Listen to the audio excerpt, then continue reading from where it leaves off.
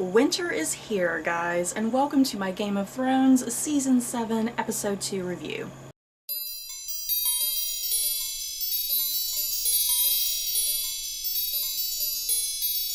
So, overall, another fantastic episode for this season. I think I loved every moment of it, just super good from start to finish. And, you know, the creators and the writers and the directors, all of the people who work on the show, they've been constantly saying that this season is going to be moving along very rapidly, and that things that would normally happen at the end of a season would be happening at like the beginning of the season. And at first I thought, you know what, I think they might be exaggerating, but I don't think they were exaggerating, because there were certainly a lot of things, just little minor things in some ways, things that were happening in this episode, and I was thinking, goddamn, we're only at episode 2 and this is already happening.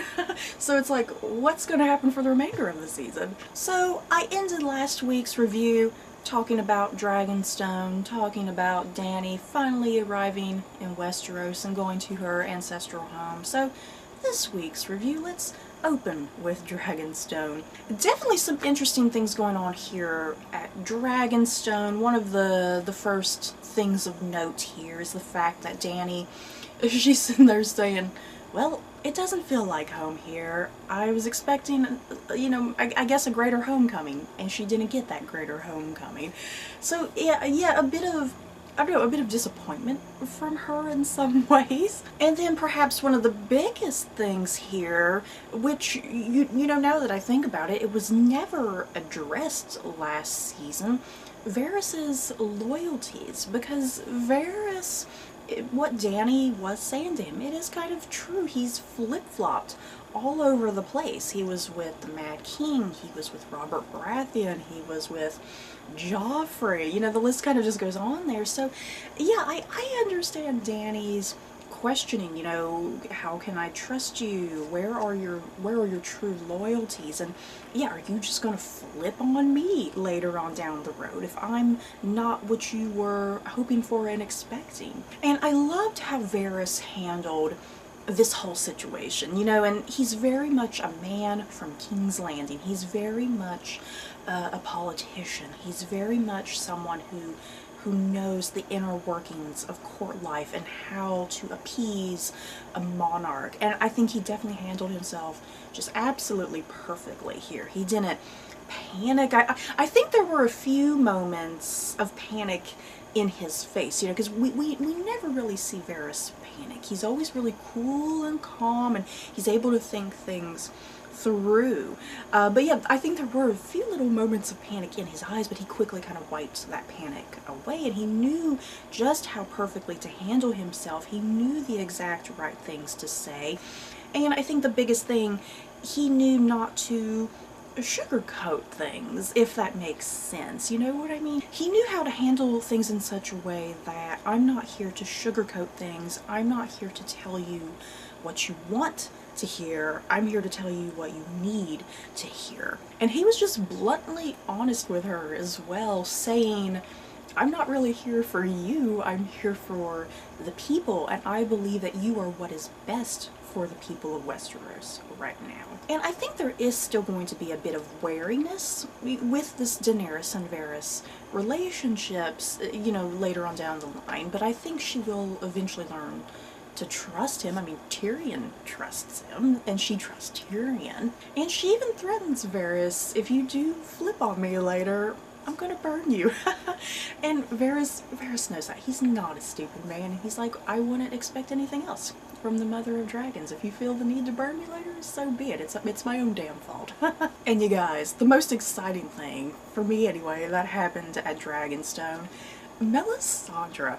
Yeah, guys, where the hell did Melisandre come from? The last we saw of her, Jon and Davos, they were banishing her from the north after, you know, all the stuff with Shireen and Stannis was revealed and whatnot. So yeah, here's Melisandre down in Dragonstone. Something that I just did not anticipate happening so quickly. And I mean, this whole sequence of events was definitely one of those things. Wow, this is only episode 2. Because Melisandre, not only is she coming to, I guess, offer her assistance to Daenerys, but also saying, hey, you need to go talk with the King of the North, Jon Snow. I think he will be a very valuable ally to you, and I think the two of you can do great things and conquer great things together. So Melisandre has definitely seen something within her fire visions. She's seen the two of them uniting and working together, it sounds like. And something I loved about this whole episode, especially with Jon and Daenerys, you know, for seasons now, the big fan hype, I think, has been, oh, we really want to see Jon and Daenerys meet with one another.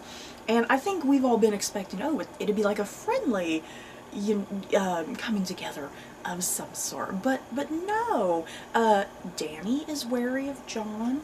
Jon is wary of Dany. Which, quite honestly, that is the more realistic approach to this whole situation. You know, the two of them would be unsure of each other. Can they trust each other? And Tyrion, at least Tyrion comes through here, because Tyrion's like, oh, I knew Jon Snow. I went to the wall with him when I visited there. I knew his father. Jon's a good man. You can trust him. So in the meantime, after this sequence of events with Melisandre, we have Daenerys coming up with some sort of game plan. And I've been anxious to know how exactly is she going to conquer Westeros. And I think her plan is a good one. You know, the things that she was saying, her reasoning for certain things. We can't just storm into King's Landing with Dothraki and Unsullied, because in the eyes of the people of King's Landing, this is an invasion of a bunch of foreigners. And the people of King's Landing are definitely pretty xenophobic, as we know.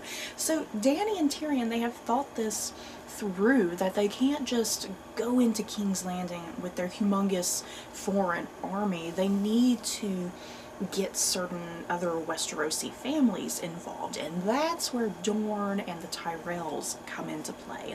And Dorne and the Tyrells, they're going to be the ones to essentially invade King's Landing. And once again, like I said, just Daenerys being kind of smart here, because kind of going back to the whole notion of being invaded by these foreigners and the people of King's Landing being afraid and xenophobic of foreigners. Yeah, like Daenerys and Tyrion were saying, that would just kind of prove Cersei's points, you know, that Daenerys is a threat and that she's a danger, and look, she's brought all these foreigners to our shores. You can't love her. So yeah, the fact that Daenerys is kind of thinking through this, and in a way, kind of subconsciously getting into the people's heads, if you want to think about it that way. You know, they're not being invaded by a foreign army. They're being invaded by their own people. So later on down the line, that will kind of, I guess, strengthen the people's love towards Daenerys if and when she gets rid of Cersei. So if the Unsullied and the Dothraki are not heading to King's Landing, where exactly are they going? We get that next answer for us, and they're going to go take Casterly Rock, the ancestral home of the Lannisters, I believe. So I am definitely excited to see that. We have heard so much about Casterly Rock. I cannot wait to see it. And we also got some very valuable advice from Lady Olenna to Daenerys. I loved their interaction with one another, and Lady Olenna, she just always steals a scene whenever she's in it. And I think the most memorable and important line that Lady Olenna says to Daenerys, Lady Olenna is making this whole sheep and dragon metaphor, if you will. She's saying, you know, the men of Westeros, they are sheep. Are you a sheep? You're not a sheep. You are a dragon. Be a dragon. And I love that because I think Daenerys, I think one of her biggest fears right now is losing the love and the support of the people, and she has to be careful. I think it's a fine balance how she invades Westeros, because she has to be careful with when and how she uses her dragons, and when she uses the Dothraki and the Unsullied. And yeah, just a very fine balance there, but Lady Olenna is kind of urging, you know, the way I was interpreting it anyway, kind of urging her not to be overly afraid and timid. You know, she is the mother of dragons. She is the rightful heir, I guess, to the Iron Throne. So yeah, be the dragon. Show who you really are. And something almost kind of Machiavellian about that in some ways as well. You know, the whole thing within The Prince by Machiavelli. It's better to be feared than loved, and I think that's kind of the approach Lady Olenna is perhaps suggesting to Daenerys. At least that's what it sounded like to me. And before we leave Dragonstone, of course, we gotta talk about the sexy times between Grey Worm and Missandei. Yeah, guys, these two, I love Grey Worm and Missandei. They are just absolutely precious with one another. And the two of them, alongside Sam and Gilly, I think that's the only relationships on this show that are, you know, healthy relationships, because for the most part, a lot of the other relationships on this show are really dark and twisted and just all sorts of fucked up. And the thing is, I love relationships like that. The more dark and twisted a relationship is, I love that for some stupid reason. I have a weird fascination with weird twisted relationships, but of course I do have a soft spot for healthy relationships, and Grey Worm and Missandei alongside Sam and Gilly, they are the only healthy couples on this show. And yeah, just a really beautiful moment between Grey Worm and Missandei, just a scene we've never really gotten to see transpire between these two characters. And Grey Worm opening up that, you, Missandei, you are my greatest fear right now. When I was an Unsullied, I feared nothing, but now, once you entered my life, I have known fear. And yeah, he's about to leave to go to Casterly Rock, and she's worried about him, he's worried about her, and they attempt to have some sexy times with one another, more directed in Missandei's direction, it seems like. I'm not sure how much pleasure and enjoyment Grey Worm was getting exactly, but Missandei was definitely having a good time, that's for sure. And it was just so nice to see these two finally just come together, trying to make their awkward situation work as best as they can make it work. Okay, enough of Dragonstone. There was just so much, just little itty-bitty things kind of going on within the Dragonstone setting, so let's move on to Winterfell next. So, as we know, Melisandre was saying to Dany, send a letter up north to the King of the North. And we open in Winterfell. Jon Snow, he has received that summons from Daenerys. So, of course, Jon and Davos and Sansa, there's all this questioning. What the hell is this? Can we trust Daenerys Targaryen? And the thing is, the letter is written by Tyrion, which I think was a smart move by Tyrion. And Tyrion even signs the letter with that whole line that he said to Jon back very early in season 1, the line of, a dwarf is always a bastard in their father's eyes. And I think that kind of, you know, clues Jon in, okay, this is a genuine letter from Tyrion Lannister. This isn't some phony fake letter. And Jon definitely faces his own little series of problems in this episode, because so far he's had total support from the North in some ways. I mean, there have been the people who disagree with him, but for the most part he has a good amount of loyalty from the North, and a good chunk of the North has sided with him on a lot of his decisions. But yeah, when we do get to this meeting in the hall later, Jon definitely has some obstacles here, because pretty much the entire North, and this includes all of the lords and Sansa and Davos, and even Lady Mormont, you guys, even little Lyanna Mormont, she's like, hell no, Jon Snow. Because Jon is sitting there saying, hey guys, I'm gonna go meet with the Dragon Queen, because my friend Sam, he just sent me a letter saying that there's a pile of dragon glass under Dragonstone. We need that dragon glass, and this perfect invitation just arrived at our doorstep, and I have this opportunity to go meet with Daenerys. I'm gonna go take it. And as soon as he says that, just everybody in the hall is like, oh my god, Jon Snow, you can't do this. You are the king in the north. You have to remain in the north. You're abandoning us if you go when we're at this really this dire time right now. You know, things are not too good in the north right now. They have the problem of the White Walkers on their doorstep. And yeah, here's Jon kind of wanting to take this detour. And like I said, even little Lyanna Mormont, who's been one of Jon's most loyal supporters, you know, whenever things are going down, she's always there standing up for him. And even Lyanna Mormont is sitting there saying, you know, winter is here, my lord, you belong here, you need to stay here. So Jon, in this moment, he's sitting there saying, well, I'm leaving you guys. It kind of don't really matter your opinion because I'm leaving. And he says, I'm going to leave Winterfell in the hands of someone who is loyal and someone who I trust and respect. And then yes, Sansa's in there standing up going, well, who the hell is that, you know? And I'm kind of surprised that she didn't figure it out sooner, because as soon as she said that, and then as soon as Jon looked at her, I was thinking, well, duh, he's going to leave it to you, Sansa. Get it in your head. Can't you see that? And yeah, sure enough, Jon said, well, I'm going to leave it to you, Sansa. You have enough knowledge of this place. You know this place. I respect you. I admire you. And I have confidence that you can handle Winterfell while I'm away. And I just love that look that passed over Sansa, you know, because all Sansa has been wanting this entire damn time, she's just wanted Jon's respect and his votes of confidence and his acknowledgement, you know? So yeah, just this great moment passes between them where she's speechless. For one, she's kind of speechless. She doesn't really know what to say. So I like that moment because Sansa and Jon have definitely had a lot of turmoil brewing between them, and they're both tugging in opposite different directions when it comes to how they should rule the north and rule Winterfell. So yeah, the fact that Jon has enough confidence and to give Winterfell to Sansa like this, I think that says a lot, and I think she definitely appreciates that.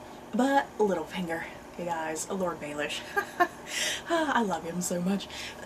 There's definitely something brewing there, you guys. He's definitely already many steps ahead of this whole situation, and this is exactly what he wanted to hear, you know. Littlefinger, I don't think he has much love for Jon. I think there's a part of him that does perhaps admire Jon in his own way, but I think if he had things his way, I think Littlefinger would definitely prefer that Jon just up and leave. And this is the perfect opportunity, you know, the perfect circumstance that has come into play. Jon is leaving. Sansa is in charge. And I think Littlefinger, this is his opening opportunity here, perhaps, that, hey, Jon's gone, Sansa's biggest influencer, I can merge myself back up there, I can squeeze my way into her head and whisper thoughts to her, get her to do things my way. So I guess we'll see if that happens, you know. I guess we'll see if Sansa, if she's foolish to trust Littlefinger, or if she's going to manipulate him at the same time, which that's what I'm expecting. I'm expecting Sansa to be the manipulator of him more so than him manipulating her, because I think she's going to make it as if he is in control, but in reality, she's in control. So, speaking of Littlefinger, you guys, we go down into the crypts of Winterfell. We see this new statue that we've never seen of Ned Stark, and it looks just like Sean Bean. It kind of made me sad right there, because I miss Ned, you guys. So yeah, there's Jon looking at this tomb of Ned Stark. Here comes Littlefinger to ruin the moment. And Littlefinger, I don't know what the hell Littlefinger was thinking right now, because he started talking about Ned and Catelyn, and then talking about how much he loved Catelyn, and then also bringing up some dangerous topic of conversation about the fact that, oh, Catelyn, she never did love you, did she? Because you were Ned's bastard, and this and that. And then the next dangerous point of conversation, Littlefinger, he says, not only did I love cats, but I love Sansa as well. And uh-oh. That gets Jon to snap, and we get to that great part in the trailer that we've seen where Jon grabs Littlefinger, slams him against a wall, and then basically threatens, hey, don't touch my sister or I'm going to kill you. So, seriously, I don't know what was up with Littlefinger right there. What was his motive and agenda? Exactly. I really don't know. Was his agenda to piss off Jon? I don't know, because that seems rather stupid.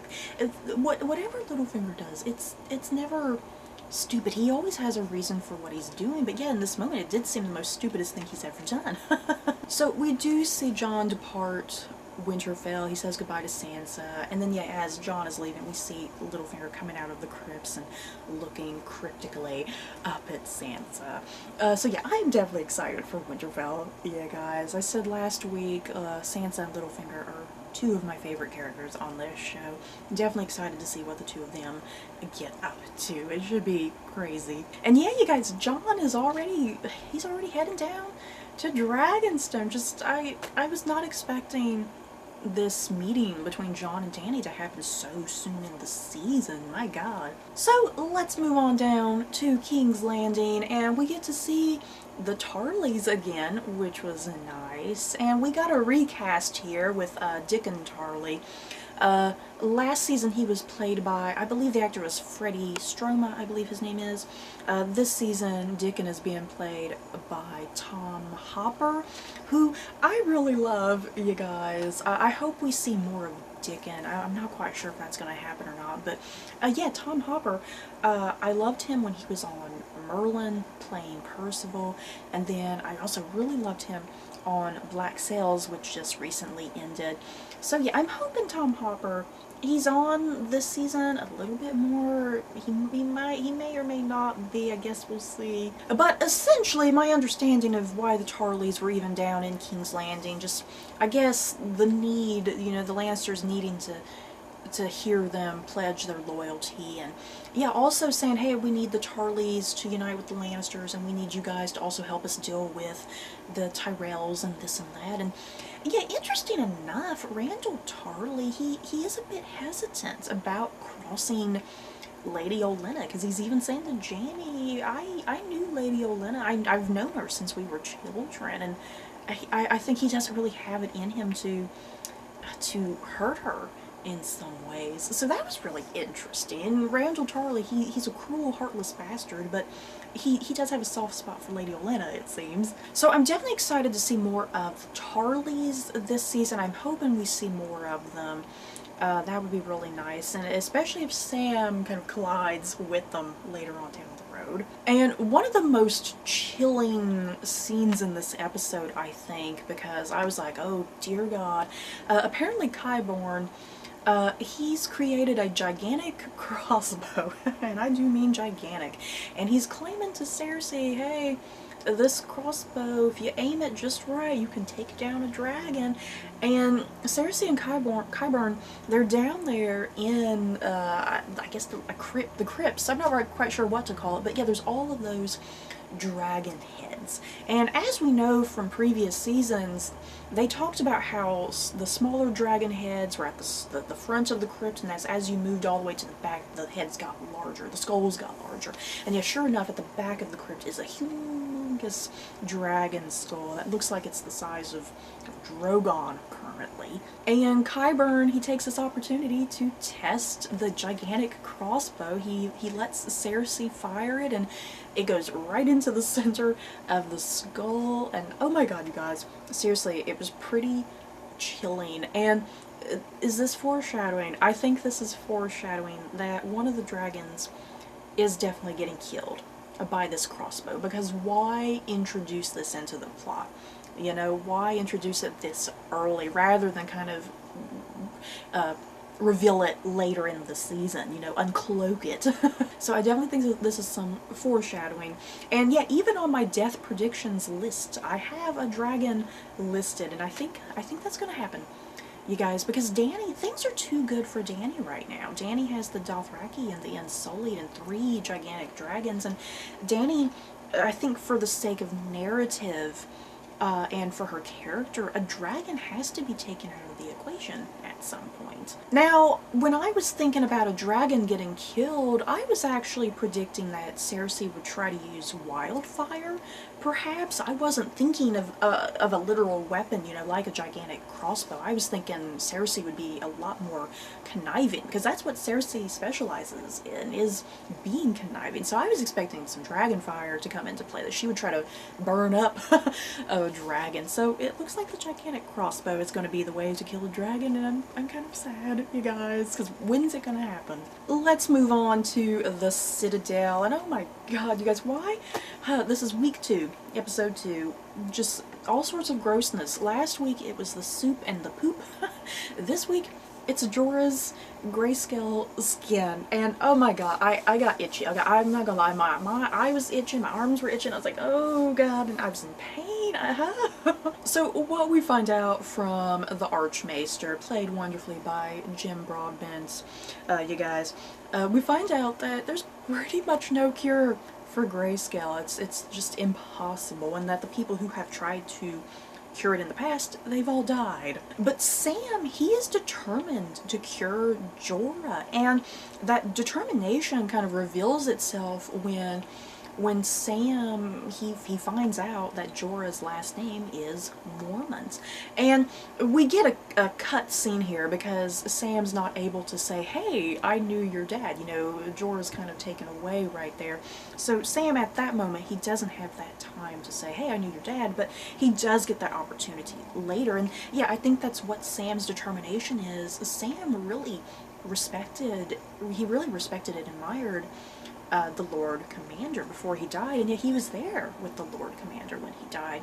So I think Sam, it's like, you know, I couldn't save your father, but I am going to save you. And apparently that requires removing that entire top layer of skin, I guess, where the grayscale is. Oh my god, you guys. If you thought last week was nauseating, this week was perhaps 10 times more nauseating. Oh my god. I had to literally cover my eyes. I could not physically watch this scene. And it looked absolutely painful. And you know, I don't know who did the makeup for this, but whoever did the makeup, man, bravo for you. The effects, or I guess the makeup, I guess there was really no effects applied. It was just pure makeup, you know, a practical effect there, removing the skin and whatnot. That was just so well done, so realistic. And I feel like I might have missed something when, maybe I just wasn't paying attention, when Sam was going through all of those books about dragonglass. Did he find a cure to grayscale, that dragonglass had something to do with a cure, perhaps? I think that was part of it. And that, yeah, he has to mix some of it in some sort of solution, maybe? I'm not quite sure if I misunderstood, or if I'm just making that up right now. But either way, the cure does require stripping off that top layer of skin, and then, yeah, applying something on top of the skin, I suppose. So hopefully this works. For Jorah's sake, I hope it works, because I want him to make it. Because, yeah, even the Archmaester was saying you only have 6 months until you lose your mind. So moving on from the Citadel, we go to Arya next, and once again, this happened last week too, you know, because they had that whole thing with the soup and the poop, you know, kind of mixing it that it looks the same, and then they kind of do the same this week, because we go from that really gross scene with Jorah's just oozing pussy grayscale skin, and then yeah, we go to Arya at the tavern, and yeah, she's like breaking into a pot pie, and it was so gross, you guys, but so good though. It was so good with the editing. So Arya, she's reunited with a couple different people. I'll just say for right now. A person and an animal, we shall say. Arya has a couple reunitings in this episode, and the first is Hot Pie. Yay, it was so nice to see Hot Pie again. And yeah, Hot Pie's asking about, hey, did the big lady find you, and this and that. And the biggest reveal here that Hot Pie delivers to Arya, he's telling her, hey, did you hear about the Battle of the Bastards, and your brother, he's king of the North up there. And you see this, oh my god, you see this amazing, just this conflict and look pass over Arya's face. I mean, Maisie Williams is just perhaps one of the best actors on this show, you know, considering how young she is. She's just so amazing. And you just see this look pass over Arya, because Arya, when she was talking to the Lannister soldiers last week, she was being honest, saying, hey, I'm heading down south to go kill the queen. But when she gets this news that your brother is king of the North right now, the Boltons are gone, you just see this look pass over her face. Just, I think all these various different emotions that she can't even process, and she doesn't know what to do. And yeah, her first instinct is like, okay, I'm done eating, I'm leaving right now, I have to head back up north. So, whew, you guys, because last week in my review I was even saying, oh man, Arya, we're not getting any sort of Stark reunion here because she's heading down south, but it sounds like Arya is heading up north, hopefully, but Jon is leaving. So, I don't think we're gonna get Arya and Jon reuniting, you guys, but yeah, hopefully Sansa and Arya plus Bran.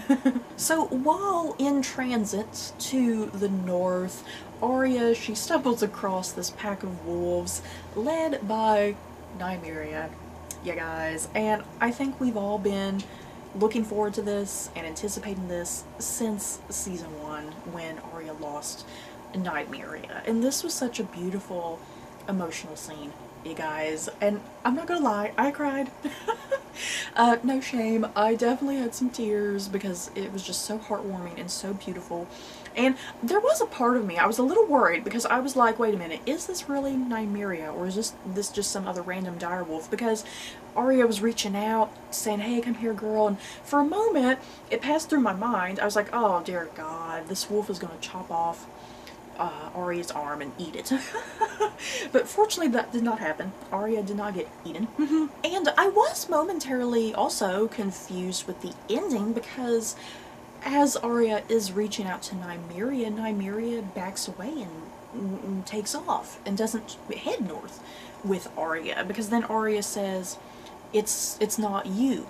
So at first I was a little confused because I was like, wait a minute, was it some random direwolf? But no, I don't think it was, because I was looking at other analysis of the episode from other people that I watch and whatnot, and a lot of people were, you know, kind of bringing back that line back from season 1 between Ned and Arya, when Ned's talking to Arya saying, oh, you're going to be a great lady, you're going to run a great household, and Arya responds to Ned by saying, no, that's not me.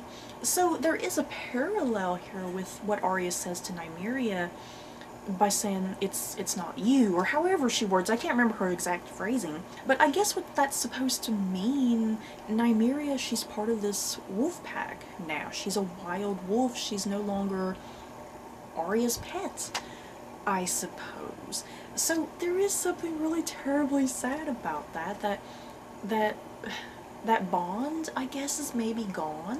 It's like that bond was still there because Nymeria didn't kill Arya, but yeah, that everlasting bond, I suppose, is kind of gone in some ways, and Nymeria's, she's not heading north with Arya, you guys, and it's kind of sad. I wish this show did more with the direwolves, but I think when I've read interviews in the past, they've talked about that the special effects for the direwolves are really difficult and time-consuming, and I guess it's easier to do the dragons. You would almost think that the dragon effects would be much more difficult than the direwolves, but apparently not. So goodbye to Nymeria. Maybe we've not seen the last of her. Maybe she'll come down at some point and kill somebody. That would be great. But at least Arya is heading north, thank God. So let's conclude this review talking about what happened at sea, because Dany was saying to Yara and Theon that she wants them to escort Eloria down to King's Landing, since, you know, that's the plan. The Tyrells and the Dorns, or the Dornish, they're going to take King's Landing and whatnot. So, yeah, this goes terribly wrong. I think we saw this coming. If you've watched the trailers, I think we were all anticipating this disaster. First of all, we do see Yara and Eloria. They're about to have some sexy times with one another, and there's poor Theon feeling uncomfortable, as usual. But yeah, before anything can happen between the two, that's when Euron's entire fleet attacks their fleet. And, you know, this whole scene was really dark, and I couldn't really quite tell what was going on sometimes, but my understanding, did Euron destroy Dany's entire fleet? Because you saw this endless line of burning ships, and I couldn't quite make out what exactly was going on, so it looks like Euron took out that entire fleet, which is very unfortunate for Dany. And a really well done sequence of events, really high action, really intense, just people getting cut down left and right. Seriously, my only complaint, I don't know if it was maybe just my computer, but yeah, I did have a difficult time kind of seeing and making things out because it was so dark. And there's several things that happen here. We see that Eloria and Tyene, they are taken hostage, and I think this is the gift. Yeah, I think that this is pretty obvious. I think Eloria and Tyene, they are the gift that Euron promised to Cersei, that he's bringing back to King's Landing. So not only are they taken hostage, but we do see that Obara and Nymeria, they are pretty brutally slaughtered, you guys. And I think I'm in the minority. I've never had a problem with the sand snakes. I don't get the sand snake hatred. I seriously, I just don't understand it. They've never bothered me, to be quite honest. Like I said, maybe I'm a weirdo about that. But yeah, I was kind of shocked that two of the sand snakes wins, and yeah, especially the one played by Obara. That's the one, Obara, played by Keisha Castle Hughes, because I am a fan of Keisha Castle Hughes as an actress. I've seen her in a lot of things. I've practically seen her since she was a child, child star. So yeah, I was kind of upset that they killed off Keisha Castle Hughes rather than keep her around. You know, I think I would have preferred they keep her around than the other two. And yeah, I had a feeling Nymeria was going to get killed anyway, because she was probably in the middle of filming for Iron Fist, which she was a bigger star on. So yeah, 2 sand snakes down. I can mark them off on my death predictions list, which you can see here. So yeah, throughout the season and next season as well, I'm going to definitely be checking off people on this list that I have here. And then in the meantime, Euron, he has an epic fight with Yara, but he gets the better of her. And he has Yara hostage. He has a dagger to her throat, and he's saying to Theon, come get your sister. And Theon, oh my god, Alfie Allen, you guys. Alfie did an amazing job here, because he goes right back into being Reek in this moment. I think he starts having some flashbacks about Ramsay, unfortunately, in this moment. A very unfortunate, inconvenient time for him to be having some flashbacks. And Theon, he can't even go save and protect his sister. Instead, what he does, he jumps overboard and abandons his sister. And, you know, I think Yara saw it coming. You know, Yara, I think she saw it coming a mile away, because I think there was a part of her thinking, come on, Theon, you can do it, I believe in you. But yeah, you see that look kind of pass over her face when she realizes he's not coming to help me. So yeah, a very dramatic ending there. We got 3 characters taken hostage. We got 2 characters killed. A really awesome sequence of events right there that I enjoyed. A really fantastic way to end the episode. So yeah, I am definitely very excited for next week's episode, and you guys, in the comments below, I would love to continue the conversation with you. Tell me what you liked, maybe there were some things you disliked, just, as I said, continue the conversation with me. So that's it for this video. I hope you guys enjoyed. Don't forget to like, comment, and subscribe, and if you like this video, you may like these other videos. Bye guys.